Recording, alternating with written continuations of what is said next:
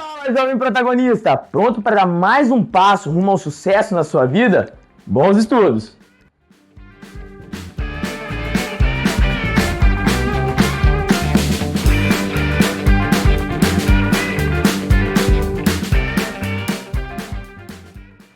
A gente vai começar pela estrutura desses compostos. Como que é a forma, a estrutura deles? Vamos começar por aí para depois se aprofundar em outros quesitos, como até chegar lá possivelmente na reatividade deles, tá bom? Aí a primeira pergunta, começando por essa pergunta aqui: somos feitos de que tipo de molécula? O que vocês imaginam? Seguinte, de que tipo de moléculas nós somos feitos? Esse já é um pensamento que vinha lá de trás, tá? Então a gente começa estudando a química orgânica pela história dela, tá? Como ela surgiu, beleza? Lá em 1777, tá, galera? Peguem isso aqui, que isso aqui é uma coisa que vocês vão ver até hoje sendo falado, mas porém não está totalmente correto, mas ainda é associado dessa forma. Lá nessa época, cunharam-se os termos química inorgânica e química orgânica, tá? Aqui, a orgânica foi classificado como aquelas substâncias, aqueles componentes químicos presentes nos seres vivos, ok? E a inorgânica, aquelas substâncias, componentes presentes no reino mineral. Então você tinha, por exemplo, metais e rochas aqui na inorgânica. Você tinha, por exemplo, ser humano, uma planta, aqui na química orgânica. Então era dividido dessa forma. Dúvidas até aí, gente? Tá? Essa era a divisão que foi feita lá nos primórdios. Isso ajudou muito, galera. Em partes, muito verdade, assim, a gente encontra muitas moléculas orgânicas em seres vivos, então tudo ok, tudo legal. Só que a gente vai esmiuçando, a gente vai aprofundando nisso aí, beleza? O que esse pensamento aqui trouxe, tá? A ideia de que eu não conseguiria criar moléculas orgânicas, porque moléculas orgânicas só estavam presentes em seres vivos. Então passaram-se esses anos com esse pensamento. Eu não consigo criar moléculas orgânicas, porque moléculas orgânicas são coisas de seres vivos. Só que lá em 1828, aí a pronúncia vai variar de como cada um fala, eu chamo de Wöhler, ok? Ele conseguiu produzir uma molécula orgânica em laboratório. Vou chegar no porquê que isso é importante, tá? Mas basicamente, gente, ele pegou uma molécula inorgânica, então ele veio de uma molécula inorgânica, que é o cianato de amônio. Ele aqueceu o cianato de amônio e ele conseguiu obter ureia. Quem sabe onde tem ureia? Ureia parece qual palavra também? Urina, parece urina. Ureia está presente na urina, ok? Então a ureia é uma substância que está presente em um organismo vivo. Ele conseguiu no laboratório pegar uma molécula inorgânica e transformar em uma molécula orgânica. Então ele quebrou a tal da teoria do vitalismo, ok? Existia uma teoria chamada vitalismo e Wöhler quebrou ela, que defendia que a gente não conseguia criar coisas orgânicas dentro de um laboratório. O que é a importância disso? Isso abre um leque de oportunidades para a química orgânica. Por exemplo, passar a manipular moléculas orgânicas dentro do laboratório trouxe a possibilidade de hoje nós termos alguns materiais como os polímeros, que vão montar mochila, tá? Garrafinhas de água e por aí vai. Esses tipos de plástico que vocês têm são polímeros. Então eles são feitos em laboratórios e indústrias.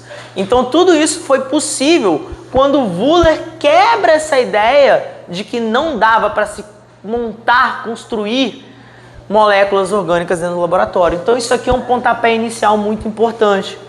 Então cresce o interesse na química orgânica, porque agora ela poderia ser feita em bancada. nós poderemos manipular e usar ela ao nosso interesse, tá? Passam-se cerca de 30 anos aí, galera, e Kekulé, um nome importante da química orgânica, e o que Kekulé postulou lá naquela época ficou mais ou menos até hoje inalterado, assim, tem muito do que ele disse que ainda é verdade até hoje, ok? Mas basicamente a gente entende hoje QO, eu coloco QO como química orgânica. A química orgânica, pessoal, ela vai estudar o quê? Compostos seres vivos? Não. Ela vai estudar quase todos os compostos com carbono. Então nós chamamos a química orgânica de a química do carbono, ok? Existem algumas exceções, como os compostos de transição de carbono. Por exemplo, CO2 é um composto de transição, ele está ali entre inorgânico e orgânico. Ácido cianídrico, ele está ali entre inorgânico e orgânico. Monóxido de carbono, ok? Carbonato de potássio. Então esses compostos, eles são compostos de transição. Eles estão entre a inorgânica e a orgânica. Beleza aí, gente? Galera, beleza aí? A história, beleza? Então chegamos, química do carbono. Peguem isso, química que vai estudar o carbono, maioria dos compostos do carbono. Peguem essa informação. Aí, gente, onde nós vamos começar a entrar nas estruturas. As estruturas das moléculas são formadas por ligações químicas, ok? Quero revisar com vocês aqui os tipos de ligações. Iônica, covalente e metálica. Existe um resuminho genérico aqui, acerta em muitos casos, que é: ligação iônica ocorre entre metal e ametal, ligação covalente entre ametal e ametal, e metálica, pasmem, entre metal e metal.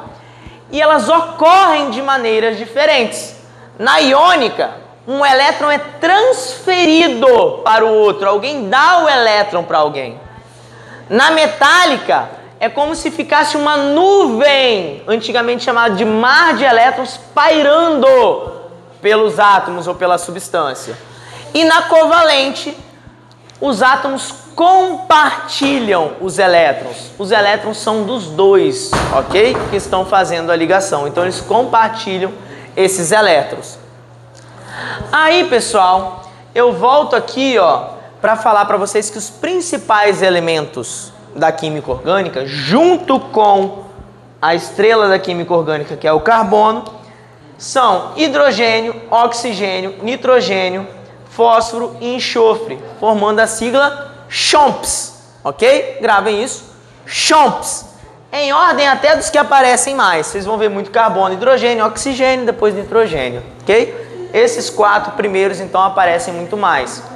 Se vocês observarem, os CHOMPS, a gente olha isso na tabela periódica, eles estão lá nos ametais, eu já deixei em vermelho aqui.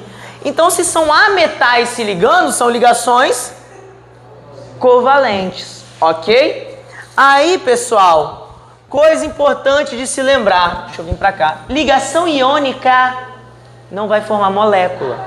Ligação iônica vai formar retículo cristalino, ok? Ligação metálica também vai formar um retículo, beleza? E a ligação covalente é quem forma moléculas.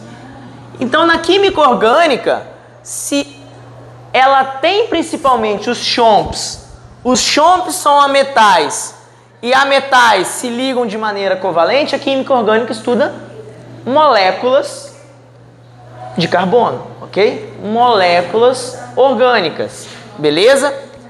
Aí como que acontece esse compartilhamento, galera? Carbono, 4 elétrons na última camada, ele fornece esses 4 elétrons. E se eu pegar de exemplo o hidrogênio para se ligar com ele, o hidrogênio 1 elétron, ele fornece esse 1 elétron para ligação. Então eles compartilham aqui, ó. A bolinha vermelha é o elétron do hidrogênio, a bolinha azul é o elétron do carbono. Então eles compartilham, cada um dá um elétronzinho para compartilhamento. E nisso eles se ligam nesse compartilhamento de elétrons, tá? Ao invés de eu ficar mostrando cada elétron, eu posso fazer o seguinte, ó. Eu posso desenhar um tracinho. Então, quando vocês verem, observarem nas estruturas orgânicas um tracinho, isso significa o quê? Uma ligação covalente. Elétrons compartilhados. Significa que nesse tracinho existem dois elétrons que formam uma ligação covalente entre aqueles átomos. Então, uma ligação covalente aqui, uma aqui, uma aqui e uma aqui. Beleza, galera? Tranquilo? Aí, nós temos que lembrar a tendência de ligação em alguns átomos, ok? Aprendemos isso lá quando a gente está estudando ligações, quando a gente também está estudando distribuição eletrônica. Mas a tendência de ligação resumida é que, galera, o hidrogênio, ele vai fazer apenas uma ligação. Gravem isso. É como se fossem bloquinhos de Lego que eles podem montar. O hidrogênio só vai se ligar a um. O oxigênio, ele pode se ligar a dois, de duas maneiras diferentes. Ou ele se liga, ele pode fazer duas ligações de maneiras diferentes. Ou ele se liga a duas coisas diferentes, ou ele se liga duas vezes a mesma coisa. Dois tracinhos, duas ligações covalentes com alguma coisa. A gente chama isso de ligação dupla. O nitrogênio, ele pode fazer três ligações, ok? Três tracinhos, e ele pode chegar aqui a ter uma ligação tripla com alguém. Se ligar três vezes com alguém, ok? E o carbono, a estrela da química orgânica, ele faz quatro ligações, ele é muito versátil. Quatro ligações dá uma versatilidade muito grande para ele, tá? Tanto é que nós conhecemos hoje, naturalmente aí, 9,8 milhões de compostos orgânicos que acontecem naturalmente, ok? Então o carbono ele pode se ligar com quatro ligações simples, uma dupla, duas simples, duas duplas ou uma tripla e uma simples. Show, galera!